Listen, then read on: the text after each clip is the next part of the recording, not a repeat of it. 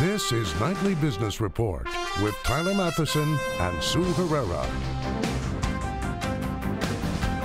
Turning the page, August is done, and it was better than most expected. So what might September hold for investors?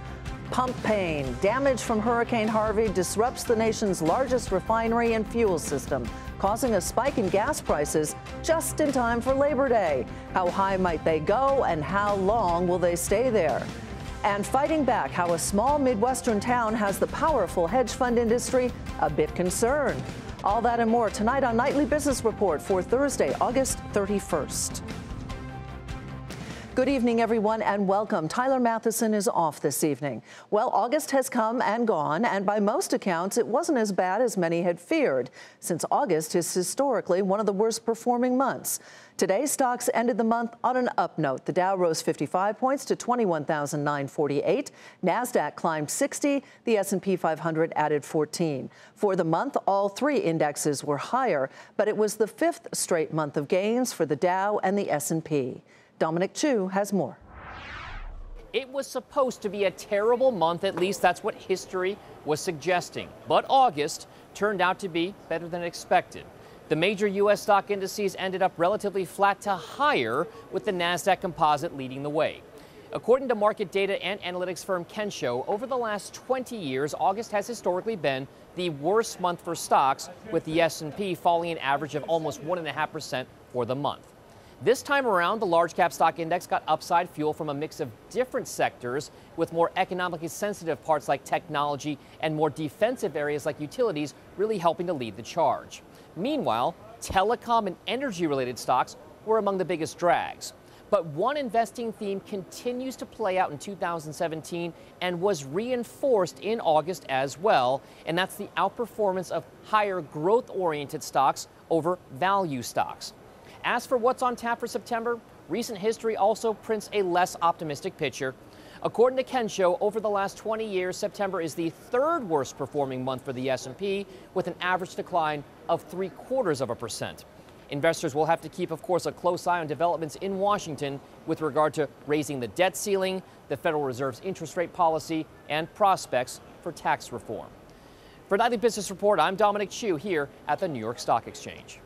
So what will the markets be watching in September, which, as Dom just pointed out, historically isn't all that great? Art Hogan, Chief Market Strategist at Wunderlich Securities, joins us. Good to see you, Art, as always. How do you feel going? Thanks so much for having me. How do you feel going into September, given the fact that August was a bit of a surprise?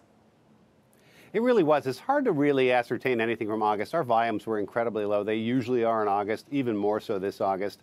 So the moves that the index has made, I don't think tell a real story. I don't think you want to see leadership in utilities. We saw that in August. I don't think that you want to see a yield on a 10-year coming down. It did.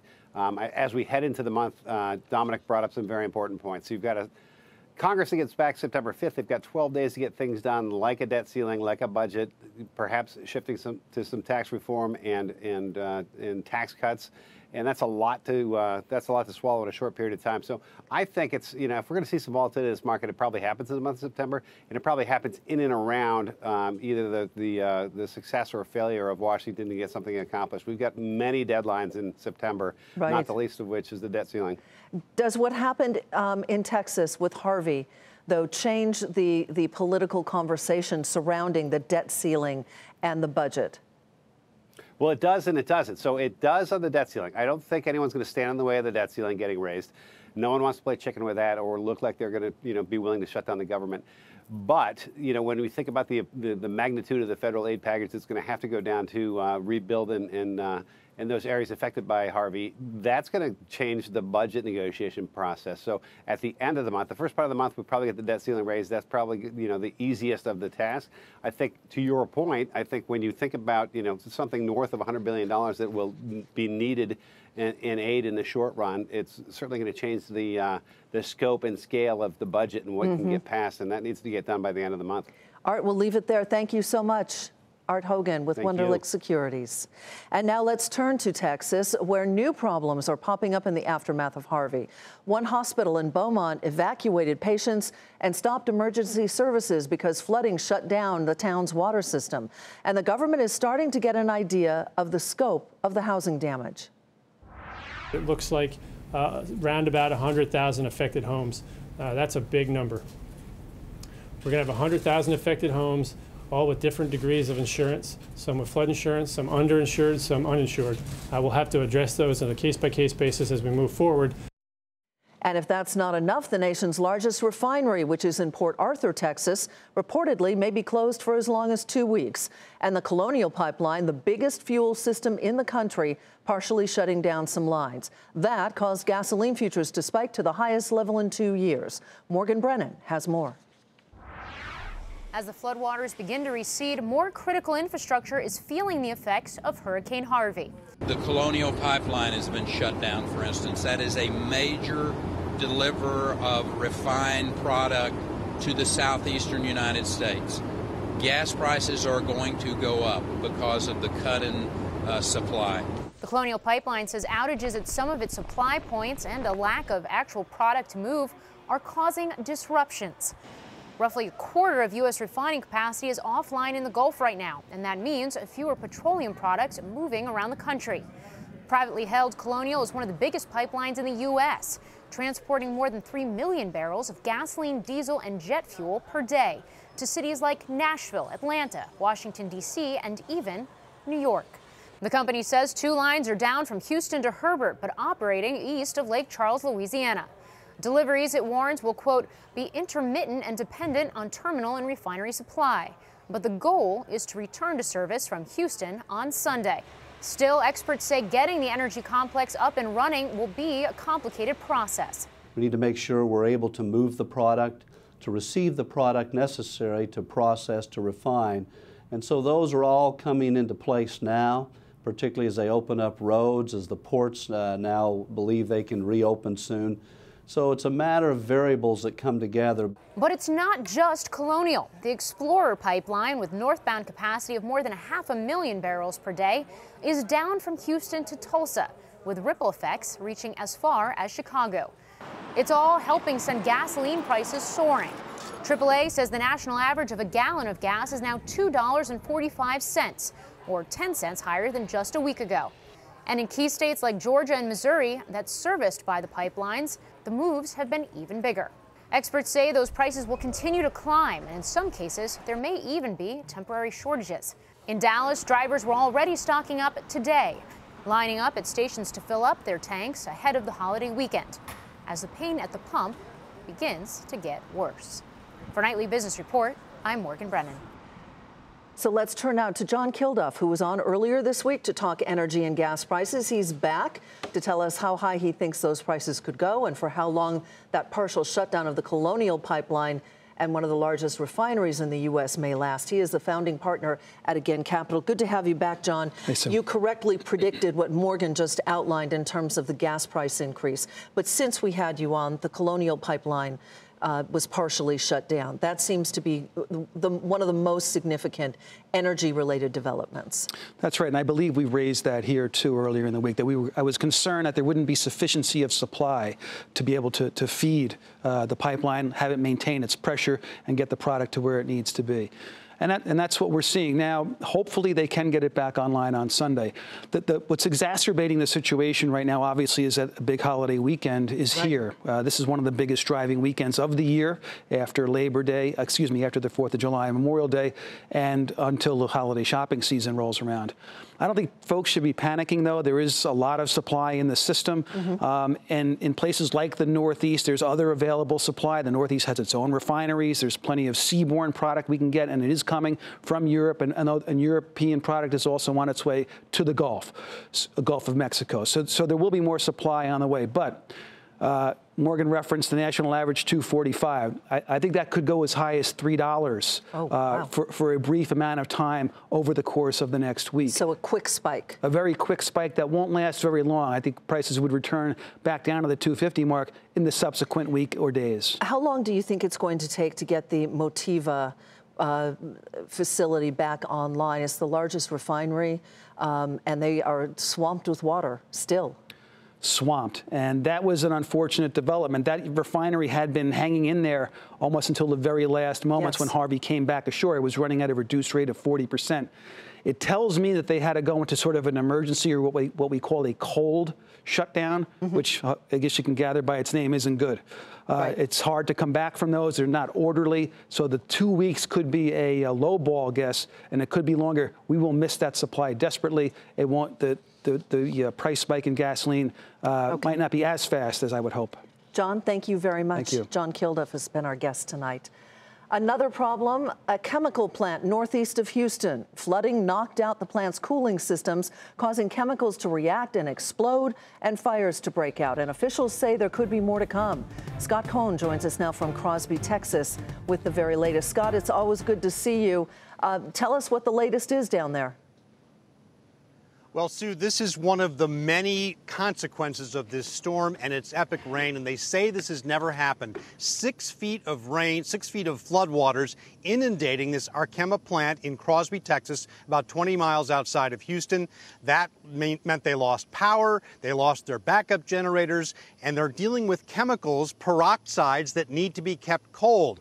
And sure enough, what happened was, if they don't get cold, if they're not kept cold, they catch fire. That's exactly what happened. There have been some minor pops or explosions, and that still is a risk. Essentially, the company says when the chemicals get too warm, there's a chemical reaction. When they decompose, they generate heat, and when they generate heat, there's the possibility of a fire and possible explosion. The spokesman for Arkema talking about what happens here, the basic chemical reaction. That chemical reaction continuing to play out, and all they can do is just let these fires burn, not just because of the floodwaters, but because there's no way of basically stopping the chemicals from catching fire if they're not cold. They won't answer a phone call. They trying to act like this ain't their fault, but it is their fault. And they need to step up and start responding to people. And the people that got displaced due to this, they need to get the checkbook out. That's David Phelps, one of the 300 or so residents who were evacuated here. They don't know when they're going to be able to come back because of the risk of more fires and potentially explosions. They say that the chemical itself is not toxic, but it is noxious, irritating. It certainly is irritating for the residents here who got through the storm but still can't get back home. Sue. Scott, thank you so much. Scott Cohn joining us from Crosby, Texas. The Dallas Federal Reserve Bank President Robert Kaplan says economic growth will take a hit after Harvey, but will eventually return to normal. Meanwhile, the Atlanta Fed sees the economy growing 3.3% in the third quarter. That's down 0.1% from last week's estimates. And a day after the president was touting tax reform, our Steve Leisman sat down exclusively with Treasury Secretary Steve Mnuchin, who said there is a plan and it would be released in the next few weeks. Despite criticism that President Trump yesterday promoted a plan without detail, Mnuchin said there is a plan and it would be released in the next few weeks. Originally, our goal had been August. Unfortunately, things got delayed a bit, but we're on a track to get this done by the end of the year. So you're going to see the details come out later this month. It's going to go through a committee process. And we expect the House and the Senate will get this to the president to sign this year, and we couldn't be more excited about the progress we've made. Mnuchin said the administration is aiming for a revenue-neutral bill. That is one that won't increase the deficit, but said that would depend on how much growth the Joint Tax Committee attributes to those tax cuts. And Mnuchin played down apparent differences between the Fed and the administration on the critical issue of changing the post-crisis bank regulations. I had breakfast with Fed Chair Yellen this morning. We meet on a weekly basis, as have previous Treasury secretaries in the Fed. And we have a very constructive dialogue on a lot of issues, including regulation. And one of the areas we are focused on working on with the Fed is fixing the Volcker rule. But I think, as you've seen, the Treasury put out a report on what we believe are regulatory changes. I would describe about 70 or 80% of them we can work with the regulators, which we have a working group on, and the balance we're going to need congressional support for. In other highlights of the interview, the Treasury Secretary said the U.S. would hit the debt ceiling on September 29th, which has not changed since the previous time he's given us a date, but he did say that aid for Hurricane Harvey and the spending could have an impact on the debt ceiling. Mnuchin added he had not considered whether to go ahead with an Obama administration plan to replace Andrew Jackson on the $20 bill with the famed abolitionist Harriet Tubman. Speaking of dollars, Mnuchin very much seemed to back the idea of a market-determined dollar and didn't talk it up or didn't talk it down. He said over the long term, a strong dollar is a reflection of market sentiment about a country's underlying economy, not that a strong dollar makes the country strong. For Nightly Business Report, I'm Steve Leisman in Washington. Up next, why activist investors might be keeping a watchful eye on a small Wisconsin town.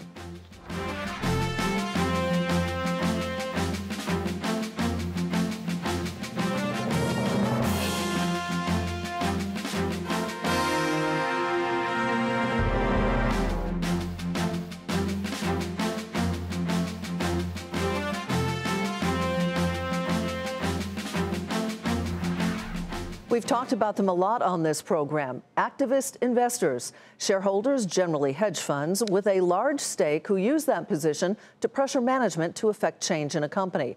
Now, a big concern for activists is coming from a small Midwestern town. Leslie Picker has more from Brokaw, Wisconsin.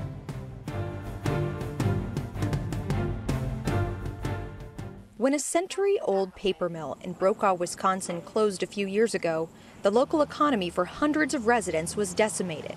Many of the people here blame hedge funds, based more than 1,000 miles away. Now somebody comes in out of New York and says, here I am, I'm going to shut this place down simply because I want to put $2 more per share in your pocket. I would describe it as a few greedy investors took over for their own personal enrichment and threw workers and the community under the bus. Brokaw is now essentially bankrupt, but its name will live on through a new bill called the Brokaw Act.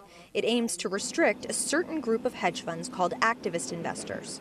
So often their focus is on jacking up the stock price for maximum profit, but without a view to the long term. It's creating upheaval in many instances. This adds transparency. It's kind of like an early warning system. The Brokaw bill focuses on disclosure. It shortens the amount of time from when a fund takes a large stake in a company to 4 days from 10. It also requires firms to say when they're shorting a stock or betting on its decline and whether they're working in conjunction with other hedge funds. The bill also requires them to say when they've taken a stake using derivatives. Brokaw's dislike of hedge funds dates back to 2011, when a firm called Starboard Value took a stake in Wausau Paper, the company that owned the paper mill. They're predators trying to take value from those that create value. Their business model, and that's what it is a business model, is one that's designed to get the benefits of ownership without paying for ownership. But critics say it's unfair to blame activist investing as a whole. The paper industry had been on the decline for decades, and Wausau Paper had been shuttering mills before Starboard even arrived. Starboard, and a lobbying group that represents activist investors, did not respond to requests seeking comment, but sources familiar with the industry say they're already nervous about the bill. For Nightly Business Report, I'm Leslie Picker, Brokaw, Wisconsin. Sales fall for the 11th straight quarter at Campbell's Soup, and that's where we begin tonight's Market Focus. The food company missed expectations and said it's struggling to lift revenue as changing consumer preferences and competition in the space pressures soup sales. The company also said a dispute with a retailer over promotional pricing would hurt next year's results. Shares fell 8% to $46.20. Profits also fell at Dollar General as that discount chain spent more on employee wages. The results, though, still topped estimates. Revenue and same-store sales also beat expectations, but the shares fell 5% to $72.56. And the networking equipment maker Ciena beat street expectations and said it picked up market share in the latest quarter, but the company reported weak sales guidance and that pressured shares. They fell nearly 11% to $21.61. And the Wells Fargo fake accounts scandal we've told you about may be more scandalous than previously thought. The bank said an independent investigation has uncovered nearly 1.5 million more potentially fake bank and credit card accounts, bringing the total to 3.5 million. The shares were down slightly on the news. And Amazon is facing a lawsuit from a couple who claims they damaged their eyes after purchasing defective solar eclipse glasses from the retailer. Prior to the eclipse, Amazon had recalled some of the glasses, saying it couldn't confirm whether the products were made by a recommended manufacturer. Shares rose 1% to $980.60. And just yesterday, Home Depot agreed to pay more than a $5.5 million fine to settle charges that it sold some recalled products between 2012 and 2016. It's all part of the fight to keep consumers safe. Andrea Day has a behind-the-scenes look at how millions of dollars of product are stopped and recalled. Where was this shipment headed? Into the stream of commerce. The Consumer Product Safety Commission, or CPSC, on the front lines in the war to keep dangerous goods out of the country. We look for hair dryers. We look for holiday lights. These boxes from China are filled with toys, she says, that are loaded with lead. These are incredibly high. The shipment is stopped in its tracks. But what about other products we buy every day? The National Highway Traffic Administration regulates cars, the FDA, food, drugs, and cosmetics. And for thousands of other products, it's the CPSC. The sample fails for lead content. Goods stopped at the port come to the agency's lab here in Maryland for more testing. When companies suspect something's wrong with a product, they're required by law to alert agencies like the CPSC. Acting Chairman Anne-Marie Burkle. Our compliance staff then reviews whatever it is that that company reported and makes a determination. She says up to 400 products wind up being recalled by the agency every year. But how many consumers find out?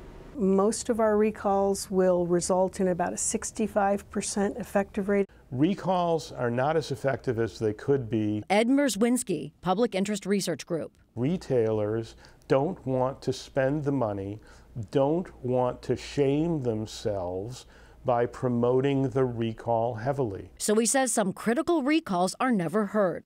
IKEA recalled millions of dressers last year after 4 children died when they fell over. 29 million products that had been sold to consumers. Less than 500,000 consumers either got a refund or special screws to anchor it to the wall. IKEA tells us it, quote, has been working with the CPSC on the recall of millions of chests and dressers that did not comply with the U.S. voluntary industry standard. We worked with the CPSC to develop a comprehensive plan that included national print, digital, and television advertising, in-store and IKEA.com communication, media relations, social media promotion, outreach to IKEA family members, and more. Even now, more than a year later, we're proactively reaching out to customers to communicate the recall. But even knowing about a recall doesn't always mean consumers rush to fix it. According to Carfax, there are 63 million vehicles with one unfixed safety recall. That's 1 in 4 cars on the road. To find out if a product you own has been recalled, the government keeps a running list online. That's recalls.gov. And all of those registration cards that come with lots of products you buy, make sure to turn them in so the company can reach you if there's ever an issue. For Nightly Business Report, I'm Andrea Day.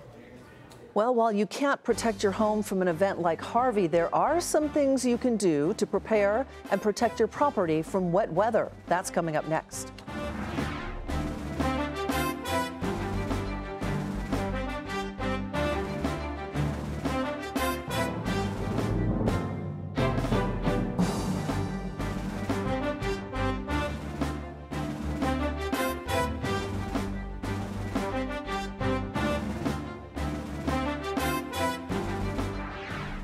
Mortgage rates continue to fall. In fact, they are at a fresh 2017 low and the lowest level since November. Freddie Mac says a 30-year fixed-rate mortgage averaged 3.82%.